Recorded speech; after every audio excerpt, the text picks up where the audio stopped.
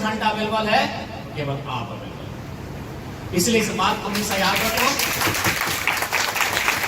आपको अगर कुछ करना है भैया, रास्ते बहुत सारे लोग बताएंगे, तरीके बहुत सारे लोग बताएंगे, लेकिन इरादा आपको करना, विश्वास आपको करना है। आपको इस बात का भी डिसाइड करना है कि आप जो बनने जा रहे हैं, आप जो करने जा रहे हैं, वो केवल आपका ड्रीम नहीं है। अभी दुर्गा पूजा का समय है, आप जाके देखिएगा, पहला डिमांड अगर घर में किसी का पूरा होगा तो आपका, चाहे वो ड्रेस का डिमांड हो, चाहे वो जूतों का डिमांड हो, चाहे वो बैग का डिमांड हो, चाहे मेला घूमने का डिमांड हो। आप अपने माता पिता से पूछेगा, शायद कई वर्षों पहले उन्होंने शायद दुर्गा पूजा के अवसर पर कोई कपड़ा लिया हो, पहला डिमांड आपका पूरा हो। इसका मतलब यही है कि आप जिस ड्रीम को देख रहे हैं, वो ड्रीम अब केवल आपका नहीं है। याद रखिएगा, उस ड्रीम में बहुत सारे लोग हैं जुड़े हैं, ड्रीम अब केवल आपका नहीं है। इसलिए आपके ऊपर एक बहुत बड़ी जिम्मेवारी है, और उस जिम्मेवारी से कैसे आपको टैकल करना है, ये भी आपको ही उठाना होगा। क्योंकि एक बात हमेशा याद रखिएगा, स्वामी विवेकानंद ने एक बात कहा था, महान संत भारत के, कि दुनिया में दिन में एक बार स्वयं से बात कर लिया करो, नहीं तो दुनिया के सबसे अच्छे इंसान से मिलने का मौका गवाओ। आप एक बात स्पष्ट जान लीजिए, आपसे बेहतर आपके लिए इस दुनिया में कोई नहीं है। फॉर एग्जाम्पल, जिसे आप अपनी माँ कहते हैं, आपको लगता है कि मेरी माँ सिर्फ मेरी है, क्या वो आपकी है? जिसे आप माँ कहते हैं, जो आपकी माँ है, और आप कहते हैं कि मेरी माँ सिर्फ मेरी है, क्या संभव आपकी है? वही स्त्री किसी की पत्नी है, वह किसी की भाभी है, वह किसी की पुत्रवधू है, वह किसी की मौसी लगती है। तो आप कैसे दावा करेंगे वो माँ सिर्फ आपकी है? आप कैसे विश्वास करेंगे वो सिर्फ आपके लिए है, आपके लिए समय निकालेगी? संभव है? आपके लिए अगर कोई 24 घंटा अवेलेबल है, केवल आप अवेलेबल। इसलिए इस बात को हमेशा याद रखो। आपको अगर कुछ करना है भैया, रास्ते बहुत सारे लोग बताएंगे, तरीके बहुत सारे लोग बताएंगे, लेकिन इरादा आपको करना, विश्वास आपको करना।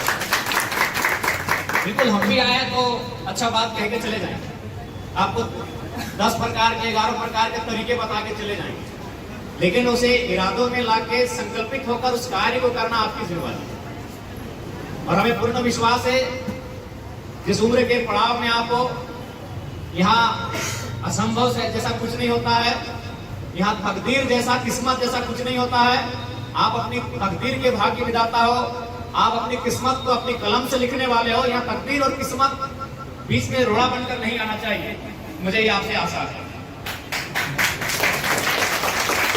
क्योंकि समय आपका अभाव है, मैं एक छोटी सी कहानी आपको सुनाना चाहूंगा। आपने नेपोलियन बोनापार्ट का नाम सुना होगा। जिस प्रकार भारत में सरदार पटेल का नाम लिया जाता है भारत के एकीकरण में, वही स्थान फ्रांस में नेपोलियन बोनापार्ट का है।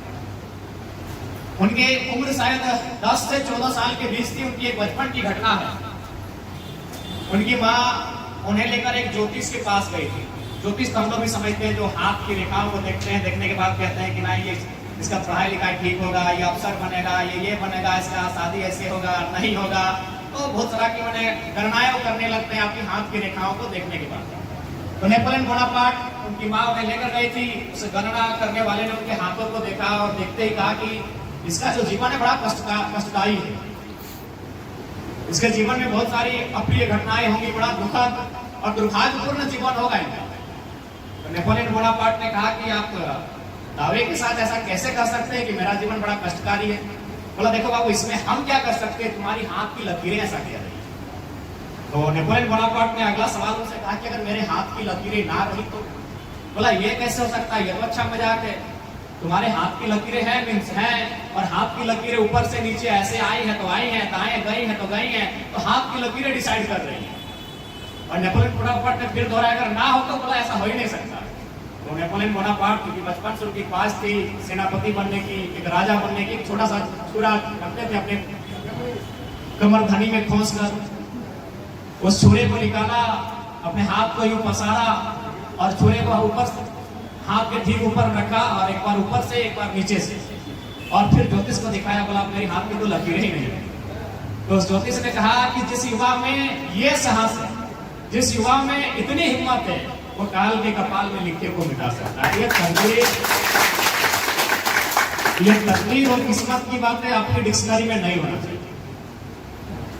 मैं अपनी बड़ाई नहीं करूंगा, लेकिन आप एक बार चाहें तो हमको गौर से देख सकते हैं। मेरे 2 साल के अनुभव को, मेरे 2 साल के घटनाक्रम को आप पढ़ सकते हैं। 2 साल पहले मेरे गांव के लोग मुझे ठीक से नहीं जानते थे। आज इस राज्य के बाहर के मुख्यमंत्री हमसे मिलना चाहते हैं। बकायदा आपने इंटरव्यू में सुना होगा, आसाम के मुख्यमंत्री हेमंत बिस्वा शर्मा, जो आज पॉलिटिक्स में बहुत बड़ा इमेज रखते हैं, उन्होंने मीडिया में कहा कि हम जरा हाथों से चाय पीना चाहते हैं। 2 साल पहले इस लड़के को कोई नहीं जानता था। जो मेरे साथी थे, जिनसे मैं फुटबॉल खेलता था, जिनके साथ मैं कॉलेज पढ़ने जाता था, उनके अलावे शायद मुझे कोई जानता था।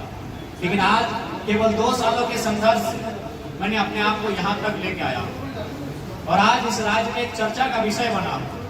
चुनाव के परिणाम क्या होंगे नहीं होंगे मायने नहीं है, लेकिन कुछ दिन पहले आपने मेरा इंटरव्यू देखा होगा न्यूज चैनल, उसमें झारखंड के मुख्यमंत्री माननीय हेमंत सोरेन भी थे, पूर्व मुख्यमंत्री बाबूलाल मरांडी और चंपई सोरेन भी थे, पूर्व मुख्यमंत्री सुरेश महतो जी भी थे, 3 मंत्री, आपके गोड्डा से एक मंत्री है दीपिका पांडे जी भी थी, और 3-4 विधायक थे। सबने आया, सबसे बातचीत हुई कि राज्य को आप कैसे बनाएंगे, पेपर गड़बड़ी होता है, छात्र लगातार प्रोटेस्ट करते हैं, इस राज्य को कैसे बेहतर बनाएंगे। तो सबने कहा कि हम ये करेंगे वो करेंगे। पूरे उस कॉन्क्लेव में एक ही लड़का था जिसने स्पष्ट कहा कि यदि छात्रों के साथ, उनके भविष्य के साथ कोई खिलवाड़ किया, पहला काम हम लोग भी नियम से करेंगे, कायदे कानून से करेंगे। फिर भी बात नहीं बनी, उन लोग को दामोदर नदी में ले जाके डाला।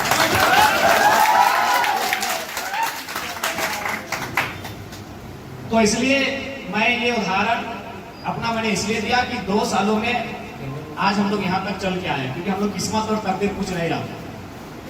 एकदम बहुत जिद्दी है, इतना जिद्दी है कि शायद 1-2 बज गया अभी तक खाना नहीं खाया।